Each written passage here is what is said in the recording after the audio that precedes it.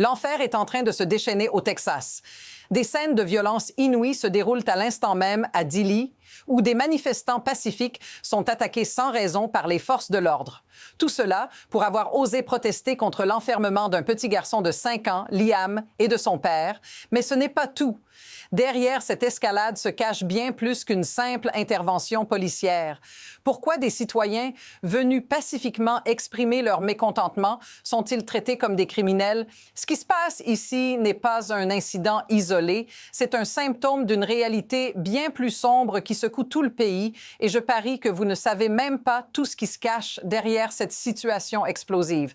Restez avec nous parce que vous allez découvrir ce que personne d'autre n'ose dire. À première vue, cela pourrait sembler être un simple affrontement entre des manifestants et la police. Mais la vérité est bien plus compliquée. Ces scènes de violence à Dilley ne sont que la partie émergée de l'iceberg. Ce qui se passe dans cet État n'est pas un incident isolé, elle fait écho à ce qui se passe dans tout le pays. Ce n'est pas la première fois que des citoyens sont attaqués pour avoir protesté pacifiquement. Et si vous y réfléchissez bien, cela pourrait très bien être chez vous demain. Comment avons-nous atteint ce point où l'on utilise des gaz lacrymogènes et des matraques contre des gens qui ne demandaient qu'à être entendus?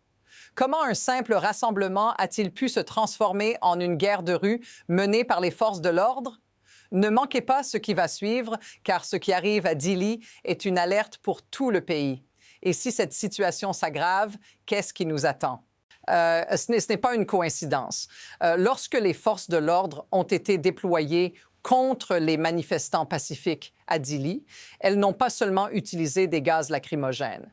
Elles ont aussi commencé à faire usage de la violence physique, frappant ceux qui cherchaient simplement à s'exprimer. J'ai vu des gens se faire tirer dessus, des journalistes inclus, explique un témoin encore sous le choc. Cela à peine quelques heures après l'arrivée des manifestants. Pourquoi cette brutalité soudaine?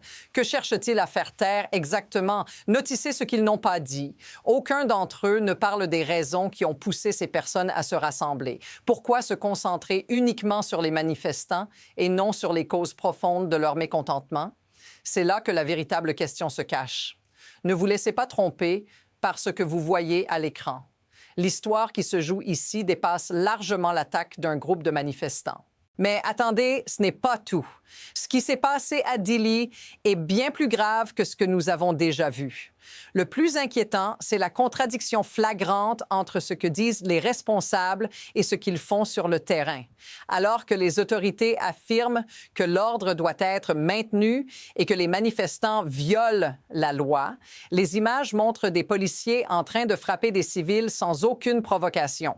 Un journaliste a capturé cette scène choquante où un agent de l'ICE tire sur des manifestants sans avertissement. Ce genre d'action va au-delà de la simple répression. C'est une attaque ciblée contre les droits fondamentaux. Et voici le tournant. Il est évident que l'objectif n'est pas de maintenir l'ordre, mais de museler toute forme de dissidence. Voilà ce qui change tout. Ce n'est pas simplement un excès de pouvoir localisé, c'est une stratégie délibérée de suppression à l'échelle nationale. Le message est clair. Toute forme de résistance sera traitée de cette manière. Que se passera-t-il si cela devient la norme dans chaque ville, chaque État? Et voilà, la situation ne cesse de se dégrader. À peine quelques heures après l'attaque à Dilley, un autre événement majeur a secoué la région. Cette fois, c'est dans une autre ville où les forces de l'ordre ont déployé des tactiques similaires, ce qui suggère que cette violence est non seulement tolérée, mais aussi encouragée. Les manifestants ont été attaqués encore une fois sans raison apparente et des vidéos montrent des policiers utilisant des gaz lacrymogènes pour disperser une foule pacifique. Mais ce n'est pas tout.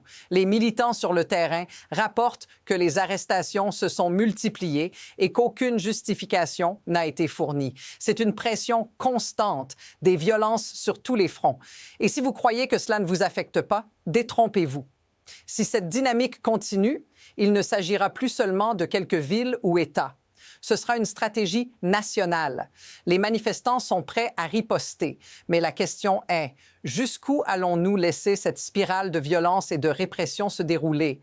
Quelles seront les conséquences si ce cycle ne s'arrête pas? Mais comment cela affecte-t-il les gens comme vous et moi? Imaginez une famille, simple citoyen américain, qui se rend à une manifestation pacifique, espérant que leur voix sera entendue. Au lieu de cela, ils se retrouvent pris dans un cauchemar, gazés, battus, emprisonnés.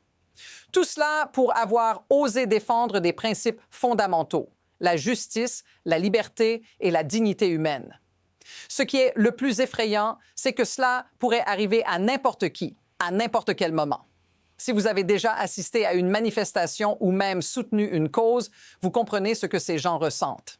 Cette répression violente n'est pas isolée à Dili. Elle pourrait frapper à votre porte demain. Si cela vous parle, dites-le dans les commentaires, car ce qui se passe maintenant touche chaque citoyen, qu'il soit directement impliqué ou non. C'est un appel à tous pour défendre nos droits avant qu'il ne soit trop tard. Mais ne nous laissons pas seulement emporter par l'indignation. Il est temps de comprendre comment un tel état de choses a pu émerger. Ce n'est pas un simple excès d'autorité localisée, c'est un système qui fonctionne ainsi. Ce qui est en jeu ici, c'est la structure même du pouvoir et les leviers qu'il utilise pour maintenir son contrôle. La violence policière, le ciblage des manifestants ne sont pas le fruit du hasard. Ils sont le résultat d'une stratégie systémique alimentée par des intérêts politiques et économiques puissants. Pourquoi des forces de l'ordre déploient-elles des tactiques aussi extrêmes contre des civils? Parce que les manifestants représentent une menace pour l'ordre établi. Les puissants ont peur de perdre leur pouvoir et ils sont prêts à tout pour le conserver. Cette dynamique crée un cercle vicieux où la répression devient un outil nécessaire pour préserver un système qui profite à une élite au détriment du reste de la population. Et ce n'est pas tout. Ce système n'est pas unique. Il existe dans de nombreuses autres formes à travers le monde. La question est, sommes-nous prêts à y mettre fin avant qu'il ne devienne une norme mondiale? Alors, où allons-nous à partir de maintenant? Il y a 2 scénarios possibles et les 2 sont inquiétants. Le premier, cette violence policière se généralise encore davantage. Si les autorités perçoivent que cette méthode fonctionne, elles l'étendront à d'autres régions, d'autres villes. Chaque manifestation, chaque protestation pourrait devenir une scène de violence systématique. Les citoyens se retrouveraient de plus en plus étouffés par un régime autoritaire et les droits fondamentaux seraient constamment piétinés. Le deuxième scénario est peut-être encore plus troublant. Une résistance croissante pourrait voir le jour. Si les citoyens se sentent poussés à bout, les manifestations pourraient se multiplier, devenant de plus en plus grandes et plus organisées. Cela pourrait engendrer une véritable crise de légitimité pour ceux au pouvoir, qui risquent de perdre le contrôle. Mais dans tous les cas, une chose est certaine, ce moment est décisif. Les choix que nous faisons aujourd'hui détermineront si nous nous enfonçons dans un état de répression permanent ou si nous sommes capables de renverser cette dynamique avant qu'il ne soit trop tard. La question est, de quel côté serez-vous? Voici l'insight qui résonne profondément. Ce qui se passe à Dili, ce qui se passe à travers le pays, ne concerne pas seulement les manifestants ou les autorités. Cela nous concerne tous. C'est une bataille pour nos droits fondamentaux, pour notre liberté d'expression, pour notre avenir en tant que société. Si nous permettons à ce système de répression de se renforcer, nous risquons de perdre tout ce pourquoi tant de gens se battent aujourd'hui. Et même si cela peut sembler lointain, cette dynamique pourrait très bien débarquer dans vos propres rues, dans vos propres quartiers. Ce que vous décidez maintenant, comment vous vous engagez, aura un impact sur la direction que prendra cette crise. Mais attention, la vraie question est, sommes-nous prêts à changer les choses avant qu'il ne soit trop tard? Restez avec nous pour plus d'analyses, car chaque mouvement qui se fait dans l'ombre aujourd'hui nous mènera à des décisions cruciales demain. Abonnez-vous pour ne rien manquer de cette évolution. Ensemble, nous pouvons inverser cette tendance.